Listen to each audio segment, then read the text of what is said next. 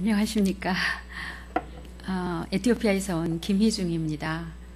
반갑습니다. 이렇게 귀한 교회에 이 자리에 설 수 있도록 허락해 주신 하나님과 또 우리 안영수 당회장 목사님 그리고 성도님 여러분, 저를 위해서 많이 기도해 주셨죠?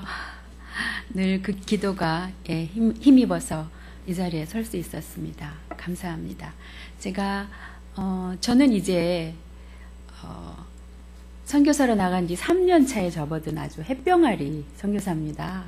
그래서 정말 오랫동안 선교지에서 헌신하셨던 그런 귀한 선교사님들처럼 은혜로운 말씀을 전해드릴 자신은 없습니다. 미리 고백합니다. 그러나 그동안 제가 선교 현장에서 어떻게 하나님을 만났고 또 어떻게 하나님께서 주의 일들을 이루어 가셨는지 그런 것들을 여러분 앞에 증언하고 싶습니다. 우리는 모두 예수 그리스도의 증인들 아닙니까? 증인이 해야 하는 사명 중에 하나가 바로 증언이라고 생각합니다. 그래서 선교 현장에서 하나님께서 어떻게 저희들을 이끌고 가셨는지 제가 이 자리를 빌어서 증언하는 자리로 그렇게 생각하고 말씀을 전하도록 하겠습니다. 저는 오늘 본문의 말씀처럼 땅끝까지라는 그런 말씀으로 또 우리가 말씀을 이렇게 전해드리고 싶습니다. 제가 이 자리에서 이렇게 증언의 말씀을 전해드리고 싶은 것은 혹시라도 저희와 같은 그 평신도 선교사로서 선교지에 마음을 두고 계신 분들이 계시다고 한다면 이 시간에 정말 다시 한번 주님의 부르심에 용기를 내어서 참여하셨으면 좋겠다. 그런 심정으로 우리 부부의 사역을 소개하도록 하겠습니다.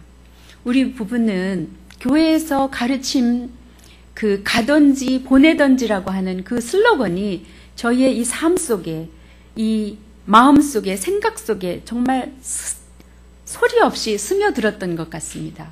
그래서 교회와 선교는 동일한 언어처럼 저희들 마음속에 각인이 되었습니다.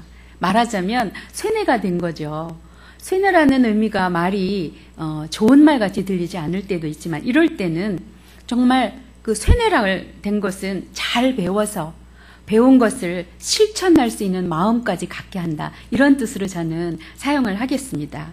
아무튼 이렇게 차츰 우리 부부는 인생길에서 선교는 꼭 가야 하는, 신앙인이라면 꼭 해야 하는 그런 필수 코스라는 그런 매임을 받게 되었습니다. 그럼에도 저는 어리석어서 사실 스스로 결단은 하지 못했었습니다.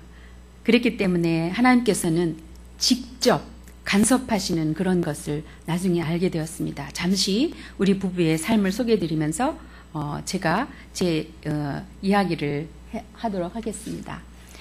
이 말씀은 신앙인이라면 누구나 실감하는 말씀이겠지만 우리 부부 역시 선교지에 나가는 그런 과정 가운데 철저하게 고백된 바로 그런 말씀이었습니다. 제 모습입니다. 저는 25살에 대한결핵협회에 입사를 했습니다. 한 직장에서 33년을 근무를 했습니다.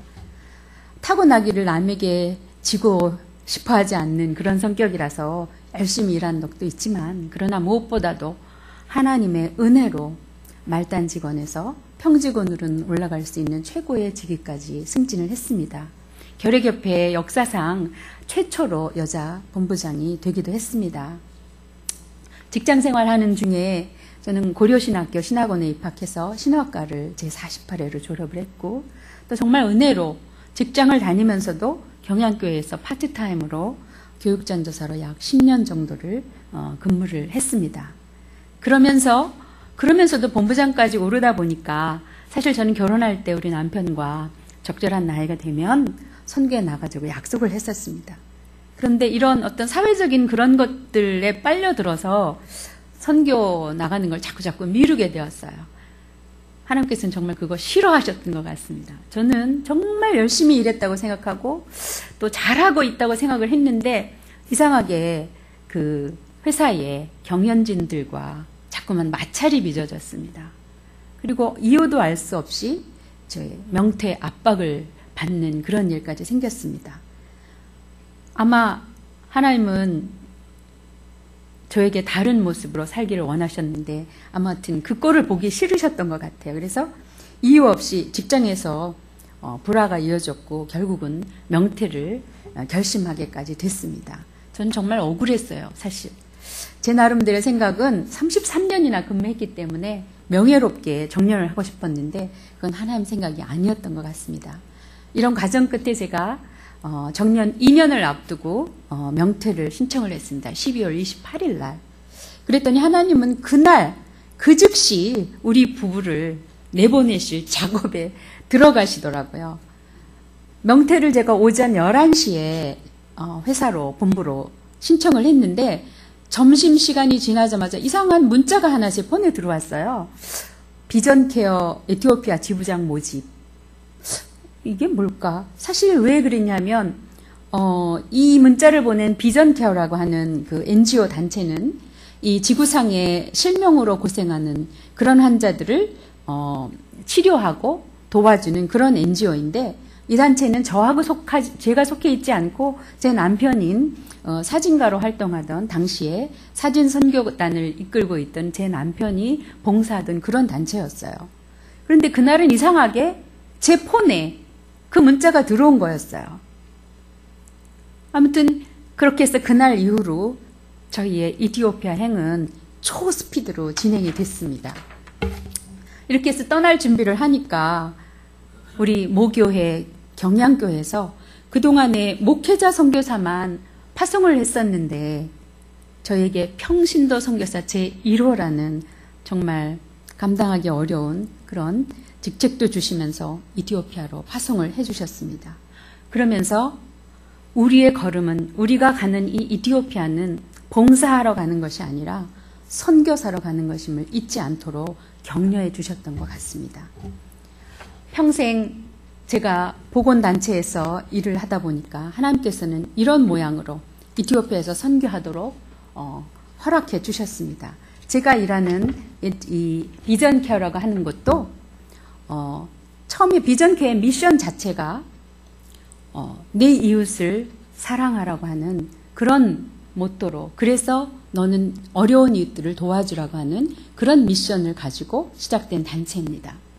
제가 보건단체에서 일을 하다 보니까 하나님께서는 이런 모양으로 에티오피아 선교를 하도록 사용해 주셨으니까 돌아보니까 제 삶의 모든 시간들이 하나님께서는 지금을 위한 준비의 시간이었던 것을 알게 됐습니다. 지금은 그저 감사와 감격뿐입니다. 이게 제가 근무하는 비전케어 에티오피아 지부에서 하고 있는 사역들의 모습입니다. 이런 어린아이들을 수술해주고 또 눈먼 사람들을 수술해주는, 대안 수술을 해주는 그런 사역을 하는 단체입니다. 이제 제 남편에 대한 소개를 잠시 드리겠습니다. 제 남편은 평생을 사진과 더불어 살아온 사람입니다. 제가 평소에 제 남편을 즐겨 부르는 호칭이 있습니다. 사진밖에 모르는 낭구님, 바람처럼 구름처럼 떠드는 자유로운 영혼. 제가 이렇게 부르는데 어떻습니까? 이 호칭이 조금 부드럽게 들리십니까? 그렇지만 은근히 좀 뼈가 있는 말이죠. 다 짐작이 가시겠지만 우리 남편은 자유롭게 산 사람입니다. 그래서 어떻게 보면 사치스러운 생활을 한 사람이라고도 할 수 있습니다. 그런데 하나님께서는 제 남편의 사진을 통해서 하나님의 일을 하기로 원하신다는 것을 저는 처음에는 잘 몰랐습니다. 그저 사치스러운 취미생활을 하는 사람이다 이렇게만 생각했었습니다. 그리고 제 남편은 제주에서 태어나서 3대째 카톨릭 집안에서 자라났습니다. 그렇지만 아내를 얻기 위해서 개종을 단행한 아주 용감한 사람입니다. 그것이 얼마나 위대한 선택이었는지 아마 요즘은 매일매일 느낄 줄 압니다. 하나님의 계획 가운데 남편은 한국 기독 사진가 협회를 설립하면서 세계 선교에 대한 비전을 품게 되었고요. 전 세계 35개 지역을 다니면서 선교지에서 필요한 전도에 정말 필요한 접촉점으로 사진을 선형하기 시작했습니다. 가족 사진, 또 장수 사진 이런 것들을 찍어주면서 자신은 선교사로 하나님께서 부르셨다고 하는 그런 확신을 가지고 제가 퇴직하기만을 기다렸습니다. 해외 선교 지역을 열어주시고 또 돌아보게 하셔서 선교사로서의 마음가짐을 하나님께서는 준비시켜 주셨는데 때가 되니까 하나님께서 예비해 놓으신 길을 따라가는 은혜를 입었습니다. 보시는 사진은 바로 골프 사진인데요. 남편은 사진가로서 주목도 받았습니다. 모든 것이 요즘은 전문화되어 가잖아요. 사진들도 지금은 전문화되어서 풍경사진가가 있는가 하면 인물사진, 건축사진, 꽃사진 이렇게 나름대로 세분화가 됩니다. 근데 그 중에서도 제 남편은 골프사진이라는 그런 새로운 장르를 우리나라에 독자적으로 개척한 그런 사람으로 평가를 받았는데 제 남편은 그 사진을, 골프사진을 그냥 골프사진으로, 홍보사진으로 끝나는 게 아니라 골프장 사진을 예술적 경지로 끌어올리는 데 기여했습니다. 어쩌면 우리나라에 있는 그 대표적인 골프장 사진들은 거의 제 남편의 작품이라고도 할 수 있습니다. 네.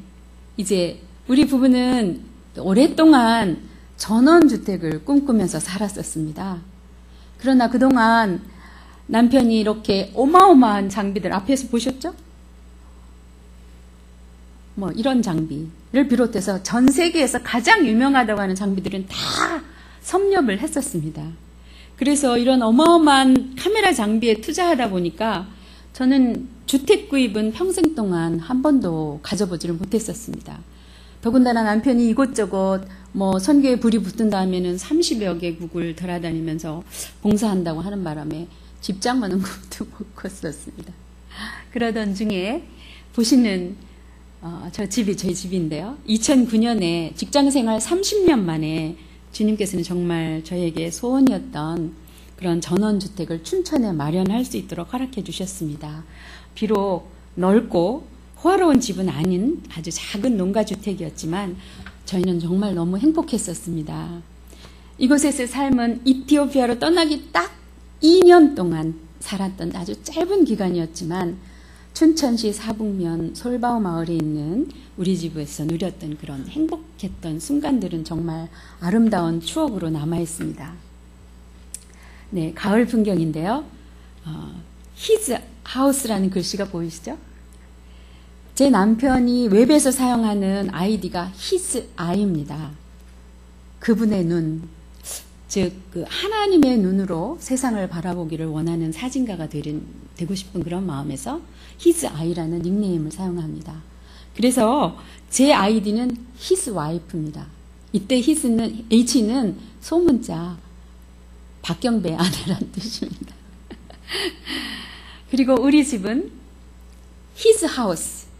이건 대문자로 도로 바뀌었어요. 그래서 그분의 집, 즉 우리 집은 우리가 사는 집이 아니라 그분을 모시고 사는 집이라고 그렇게 명명을 했습니다. 지금은 이 평화롭고 아름다운 우리 집을 마음에만 간직하고 있습니다. 다시 돌아올 수 있을런지는 주님의 뜻에 맡겼기 때문이죠. 이곳은 대지와 농지를 합해서 한 500평 정도 되는 곳인데 His house라는 이름에 걸맞도록 이번에 저희는 은퇴 선교사님들을 위한 선교관으로 기증하기로 이번에 결정했습니다. 이렇게 우리 부부는 늦은 나이에 땅끝이라고 불리는 이티오피아 땅으로 갔습니다. 아브라함이 고향집을 떠날 때 나이가 75세였더라고요. 그런데 그때 우리가 3년 전 떠날 때 제 남편은 65세였으니까 아브라함보다도 10년이나 어린 나이에 정말 떠나게 됐습니다. 어린 나이로 갔습니다. 저희는. 오직 성령이 너희에게 임하시면 너희가 권능을 받고 예루살렘과 온 유대와 사마리아와 땅끝까지 이르러 내 증인이 되리라 하시는 이 말씀만 붙들고 갔습니다. 이제부터 이티오피아를 잠시 소개해 드리도록 하겠습니다. 그래야 저희들 사역이 이해가 되실 것 같아서요. 이것은 이티오피아 정교회의 아주 전통적인 모습입니다.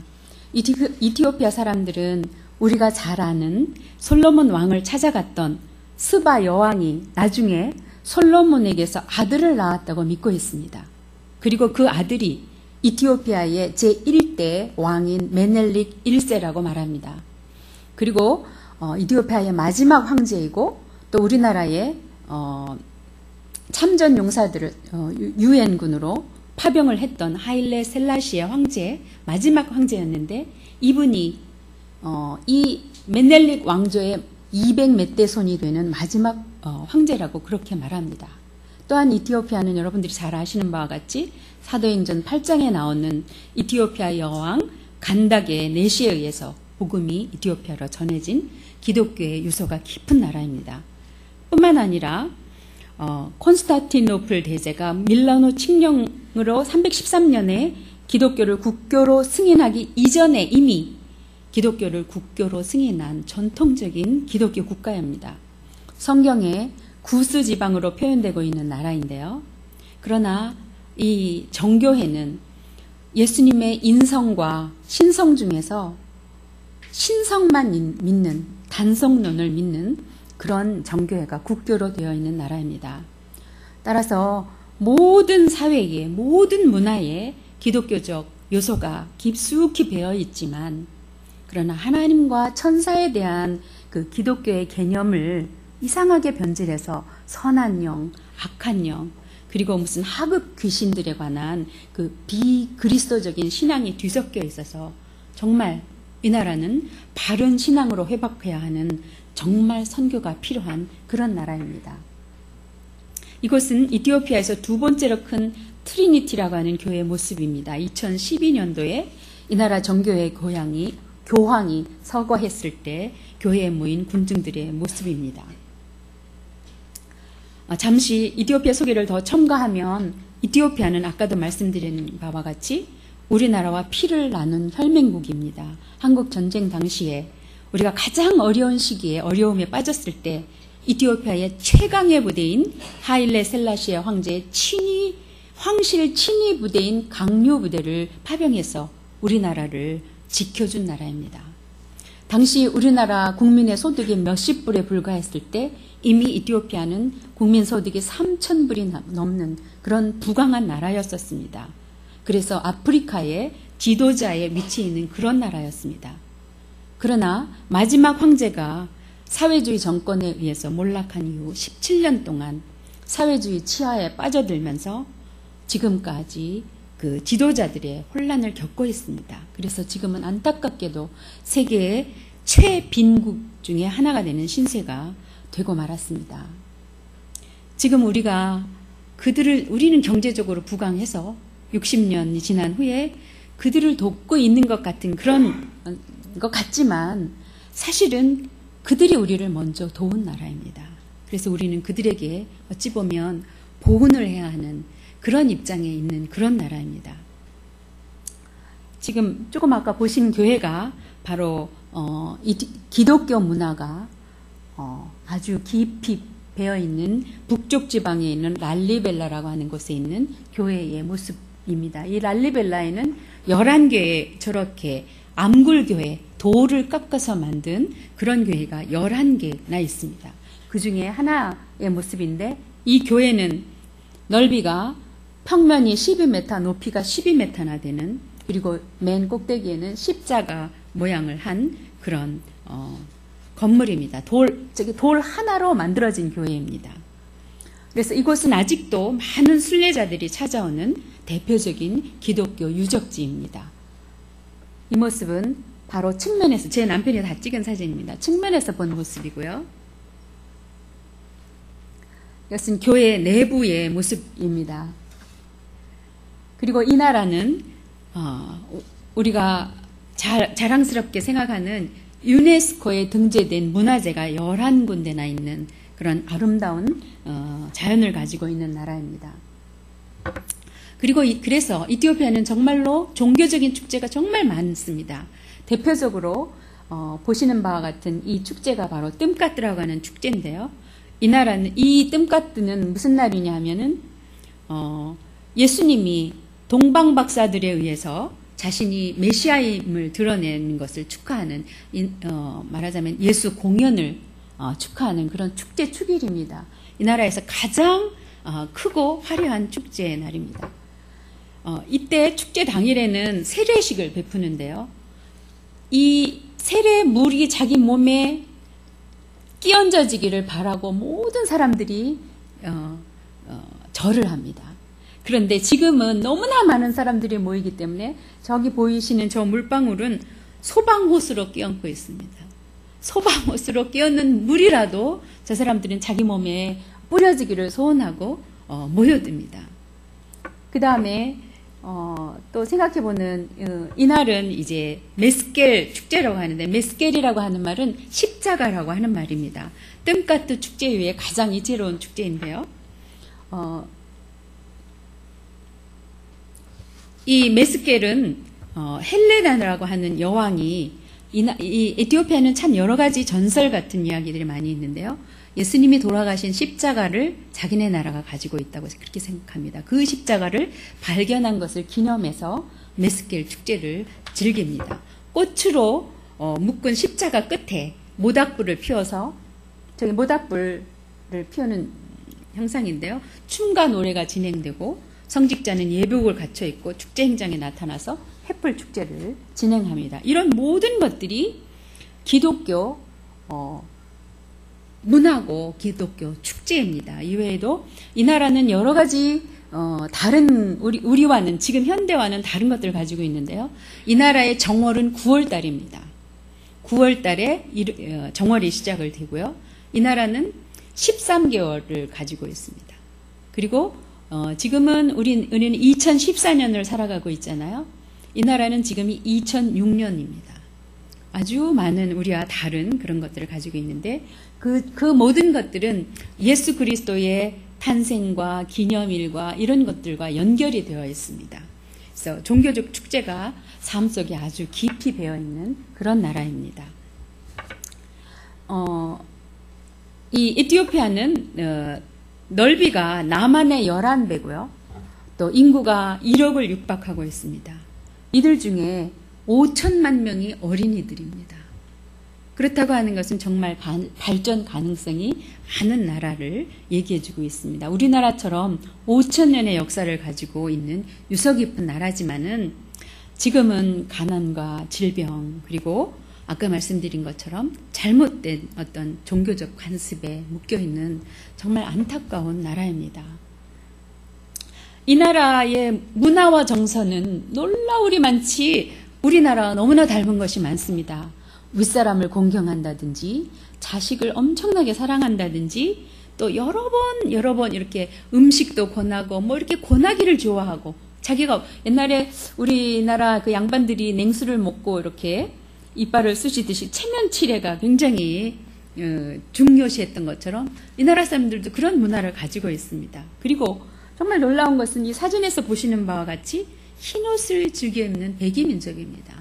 교회에 갈 때는 다 모든 사람들이 저렇게 흰옷을 입고 갑니다. 놀랍지 않습니까?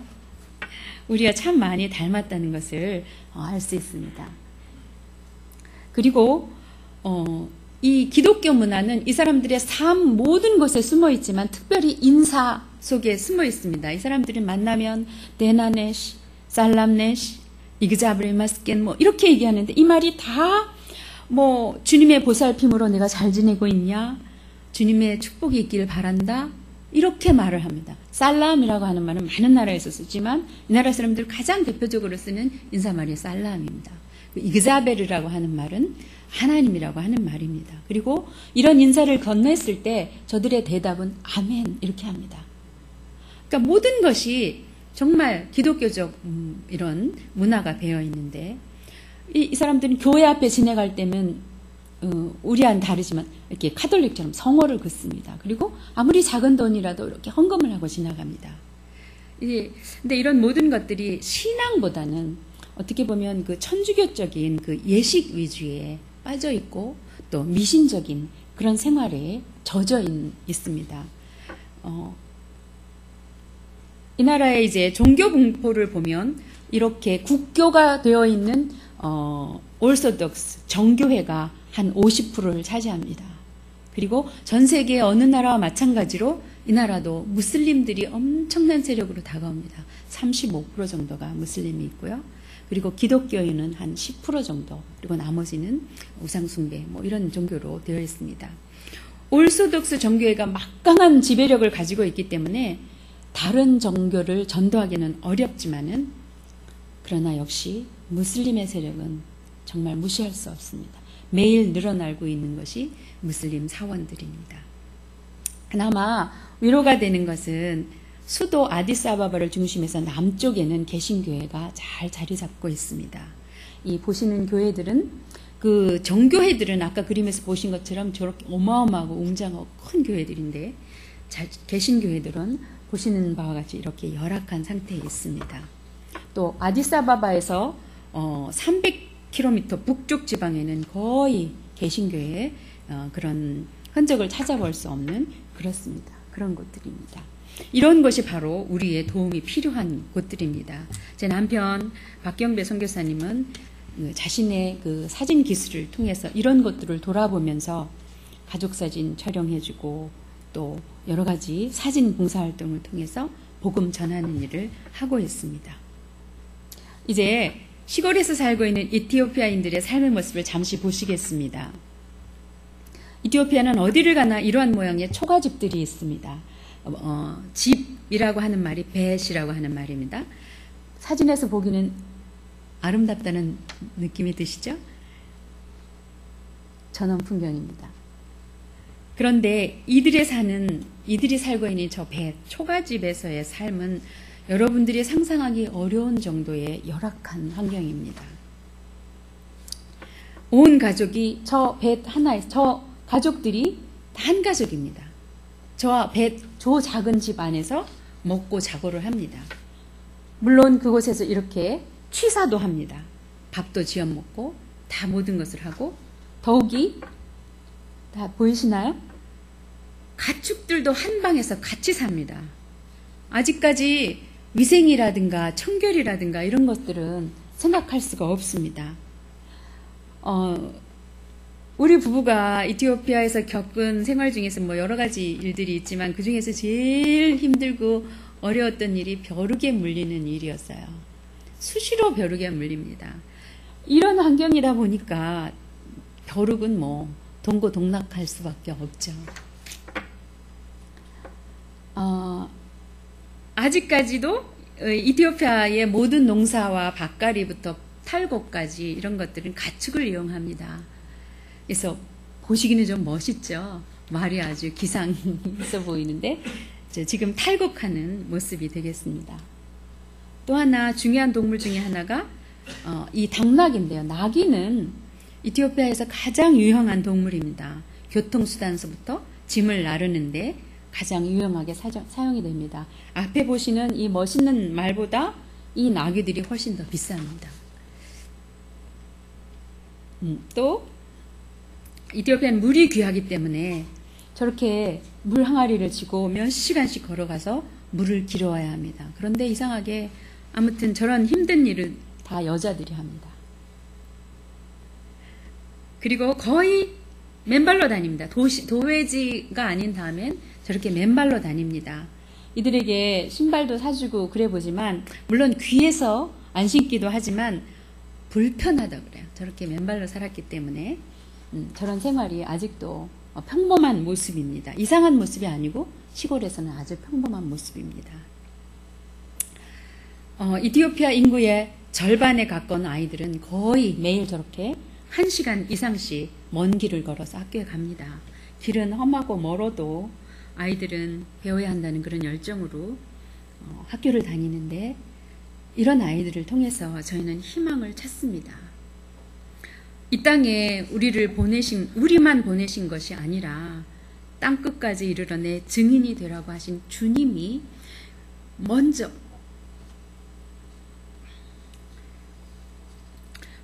그곳에 가셔서 우리의 사역지를 예배해 놓고 계셨음을 저는 증거할 수밖에 없습니다. 이제 잠시 후에 이 증거들을 사진을 통해서, 동영상을 통해서 확인해 보실 텐데, 아까 아침에 먼저 말씀드린 것처럼 저희들은 이 일의 증인으로서 하나님이 어떻게 사역하시는지 증언하기를 위해서 제가 이 자리에 쓴 것 같습니다. 주님의 복음이 어떻게 땅끝까지 이르렀는지 정말 그것을 증언할 수 있도록 이 자리를 허락해 주시니 감사를 드립니다. 이제 잠시 후에 보실 동영상 내용을 간단히 설명드리면 저희 부부는 에티오피아에 도착한 지 6개월 만에 모교회인 경양교회에서 보고 들은 것이 어린이 새소식반입니다. 교회를 열고 교회를 부흥시키고 말씀을 가장 효과적으로 전달할 수 있는 것은 어린이라고 생각해서 저희는 어린이 새소식반을 열었습니다. 우리가 에티오피아로 떠날 때부터 어린이 사역을 염두에 두고 있었기 때문에 기회가 오기만 하면 시작하겠다 이렇게 생각했는데 주위 분들이 말리시더라고요. 1, 2년쯤 지난 후에 너희가 말도 되고 문화도 익히고 그런 다음에 시작해라. 그렇게 권유를 하셨는데 저희가 사는 집 주위의 아이들 한둘씩 만나기 시작하면서 아이들을 만났고 또 저희가 이제 후원한 아이들이 있는데 걔네들한테 이렇게 후원금을 전달하다 보니까 이 아이들에게 뭔가를 해줘야 되겠다는 뜨거운 마음이 그냥 여기서부터 하는데 그걸 어떻게 멈출 수가 없더라고요. 그래서 이제 처음에는 저희가 5명의 아이로 시작을 했습니다. 처음에는 정말 제가 혼자서 띠띠고 노래 가르치고 영어 가르치고 이렇게 했는데 일단 말이 되지 않기 때문에 6개월 만에는 아이들하고 소통할 수 있는 수단이 없더라고요. 그래서 한 석 달쯤 했는데 이제 제가 가진 자본이 다 떨어졌어요. 그래서 어떻게 하나 정말 그때 후회가 되더라고요. 주변 분들 말처럼 저희가 모든 것을 준비한 상태에서 시작해야지 이렇게 막연히 시작했다 이거 중단할 수도 없고 큰일 났다 이렇게 싶었는데 그거는 또 저희들 걱정이더라고요. 기도했죠. 어떻게 하면 좋을까요? 정말 저희가 할 수 있는 게 뭐가 있었겠습니까? 기도뿐이었어요. 아는 사람도 없고 언어도 안 되고 도움받을 수 있는 것도 없고 두드렸죠. 그러면서 하나님께서 직접 역사하시는 것을 경험하는 은혜의 시간을 가졌습니다. 그곳에도 어린이 교육을 할 수 있는 어린이 전도협회가 있더라고요. 어린이 전도협회는 전 세계적으로 거의 동일한 수준의 교육을 합니다. 어린이 전도협회의 그 간사들은 에티오피아에는 그 교육 환경이 열악하니까 케냐 나이로비에 보내서 국제훈련을 받고 온 거의 평준화된 어떤 실력을 갖춘 그런 어린이 전도협회 간사들이 있었습니다. 그 간사들을 저희가 연결하는 그런 길을 하나님께서 열어주셨어요. 그래서 일단은 복음을 전하기 제가 처음에 아리랑 가르치고 한국말로 찬양율동 가르치고 영어 가르치고 이렇게 했는데 그것은 새소식반을 하는 근본적인 이유에서는 벗어났기 때문에 어떻게든지 말씀을 가르쳐야 됐는데 말이 안 되니까 그 어려움을 하나님께서는 어린이 전도협회를 연결시켜 주셔서 그곳에서 훈련받은 말씀으로 무장된 강사들을 하나님 보내주시고 또 저희는 NGO로 파송을 받았기 때문에 그 나라는 국교가 정교회라는 국교가 있는 나라이기 때문에 전도하도록 허락받지 않은 사람들이 전도할 수가 없습니다. 그런데 어린이 전도협회랑 연결되면서 그런 위험까지도 하나님께서는 싹 씻어주시더라고요. 저희는 그냥 이렇게 방만 제공하고 장소만 제공하고 전도하고 훈련하고 말씀 가르치는 것은 어린이 전도협회 사람들이 하니까 그 모든 문제가 다 끝나더라고요. 그래서 저희 집에서 매주 토요일마다 어린아이들 모아서 5명에서 시작했는데 1년 반이 지난 지금은 70명, 80명 정도가 등록을 하고 있고 매주 토요일마다 40~50명의 아이들이 모여서 성경 공부하고 영어 공부하고 이제 동영상에서 보실 텐데 여러 가지 재밌는 일들이 있었습니다. 그러면서 이제 올해부터는 저희가 새로운 꿈을 또 꾸게 하셨습니다. 이 아이들을 저희가 일주일에 한 번씩만 만나서 먹을 거 주고 성경 가르쳐 주지만 이 아이들의 일주일의 삶이 곤궁합니다. 학교 갔다 돌아오면 이 아이들은 길거리에 그대로 방치됩니다. 집에 가서 읽을 책도 없고 집의 환경이 전기가 없고 열악하기 때문에 공부할 수 있는 여건이 안 됩니다. 이 아이들을 일주일에 한 번씩 모아가지고 언제 얘네들을 변화시키겠어요. 그래서 저희들은 이 아이들을 매일 모아서 가르쳐야 되겠다. 그래서 애프터스쿨, 방과 후 공부방, 그리고 애들이 읽을 수 있는 책이 없기 때문에 애들이 보고 들은 것이 없습니다. 그래서 이 아이들에게 책을 읽히는 독서실을 마련해 줘야 되겠다. 이런 생각을 가지고 있습니다. 꿈도 없고 희망이 없는 아이들에게 뭔가 길을 열어줘서 저들이 꿈을 꾸고 내일을 준비하고 할 수 있게 해야 되겠다 생각하고 그 일을 시작했습니다. 이제 지금까지도 그렇게 하나님께서 인도해 오셨듯이 그 일들은 우리는 하나님 시키시는데 주는 마음대로 시작하면 그 나머지는 하나님께서 채우시리라 그렇게 믿고 시작을 했습니다. 지금 저희 집에서 아이들이 이렇게 와서 공부를 합니다.